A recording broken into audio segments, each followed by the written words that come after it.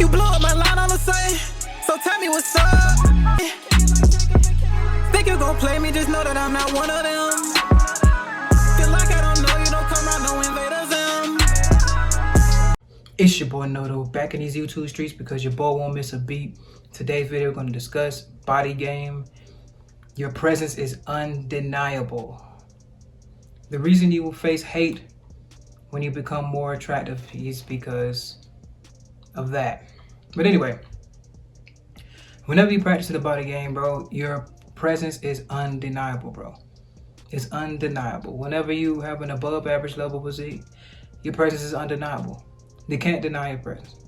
That's why a lot of you guys are going to end up facing hate in like the 9 to 5 areas. When you go into school, when you're in college and stuff like that, and you have to see like interactions with people every day, people that see you on a daily basis, it's going to always be some type of tension. You always going to have some type of problem because your billboard is something that you can't control. Your presentation is going to hit them every time. Every time. Remember I told you guys about the constant exposure. So think of it. If somebody's offended by the way that you're built, offended by the muscle that you have on your frame, that's your presentation. That is your billboard that you walk around with every time. So that's why every time they see you, they gonna feel some type of way. Especially if they're not secure within themselves, they're not doing anything or nothing like that. It's gonna hit them every time.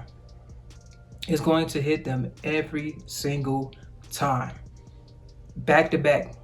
That's this constant exposure. They keep seeing the same guy. They just like, dang, I'm sick of seeing this guy, sick of seeing this guy, sick of seeing that. It's constantly going to keep hitting them back to back.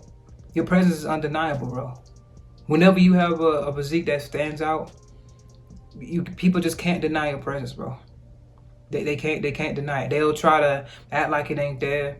They'll try to look the other way. They'll try to do all kind of stuff like that to try to undermine your presence and stuff like that, or try to act like, okay, it's not there or it's nothing like that. But the fact that they're going out of their way to do that shows that your presence is undeniable. They have to get away from it.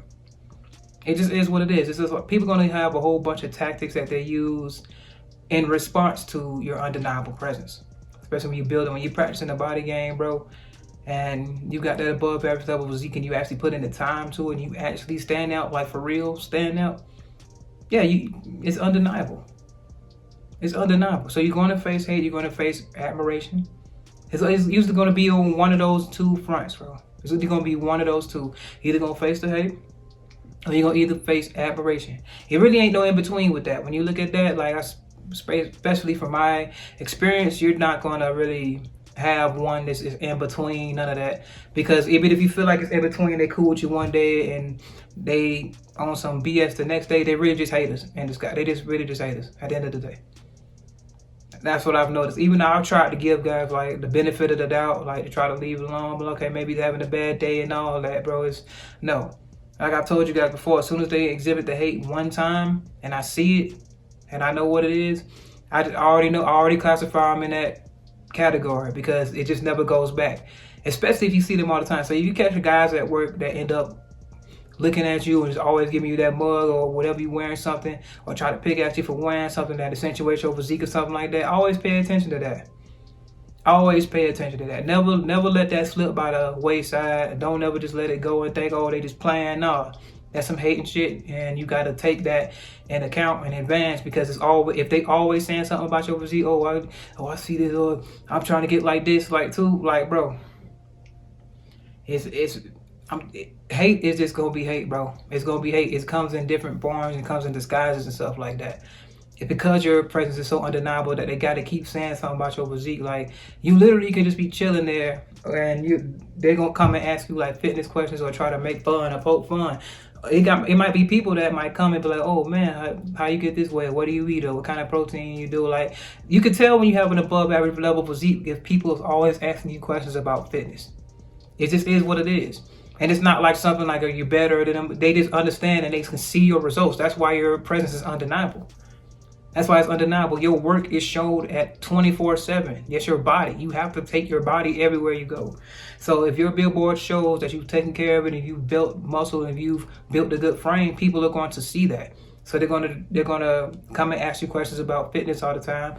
That can be, depending on what kind of person you are, that can be a bit aggravating from certain time. Every time you eat something, they're gonna ask you about something like that, or you get the protein, you eat the salad, they're like, what the protein at? You know, it's always gonna be some little jokes, but it's cool because your presence is still undeniable. That's why they're coming after you that question. You think if you didn't have an above average level physique, you didn't stand out, you didn't look like you was at least close to elite, or you don't stand out physique wise, you think they'll come and ask you workout questions?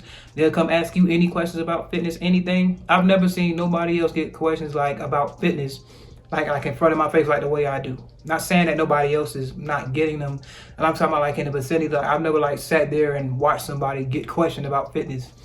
You know what I mean? Around, and then when I look, those guys don't necessarily have above average level physiques, and there's nothing wrong with that. They might be working toward it or something like that. But the thing is, if somebody sees that they've built a body and they can tell that work went into it, they're going to come up and ask you questions.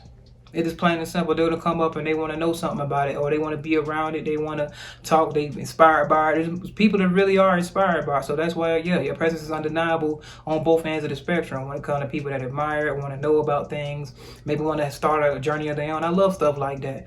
You know, it comes from a place of, you know, they want to start, maybe been procrastinating themselves. I've been through that phase as well. And maybe they just want to know a few workouts. Maybe someone might want to work out with you and see how you get the way you get. It's always going to be something like that. But it's undeniable. It's undeniable with the women, whether they acting like they don't see it, whether they look at it in lust and actually want to, whether they try to hide it or something like that. It's undeniable. They cannot fight that urge. They know that's what an attractive version of a man looks like. They know what that archetype looks like. And it can come in different forms. It can come in a big... As long as it looks strong and capable and not too much of a higher body fat percentage like that. It can at least be like 20 and below or something like that. Like you could be the puffy guy, but not too puffy, but at least you got some muscle on your roughneck status, I'll give it that, and on down. As long as you look like you can handle some business, as long as you look like you agile enough to take care of business, that's all you need right there, really. That'll activate the primal nature in women, and that stands out as well. So that's the thing right there that makes the presence undeniable. When you stand out with a physique, man, it just happens for you guys. When you practicing, that's why we always push to practice the body game. It's just the base of everything. It's the base of everything. Everything else can really like come and you can start stacking on top of that. That's the foundation. You can develop a good personality. You can develop the looks matching to the best of your ability or whatever. You see what I'm saying? So you definitely can do that and just do the best you can with all that stuff. But the foundation definitely needs to be the primal attraction that you can activate. And it's not even just only this primal that makes people just want to be around people that look fit. People want to be around stuff like that. You know what I'm saying? Now, the only reason they probably wouldn't want to be around it if they hating on it, they didn't want to do it, they tried it themselves, it didn't work, or they feel like it was show off because it's crazy how it's only considered showing off if you have a above average level physique. But if you were just a regular guy and I wore this same thing, it wouldn't be considered showing off. It would just be considered, oh, he's just wearing a shirt. But if I wear a shirt that's tight to my physique, oh, he's showing off.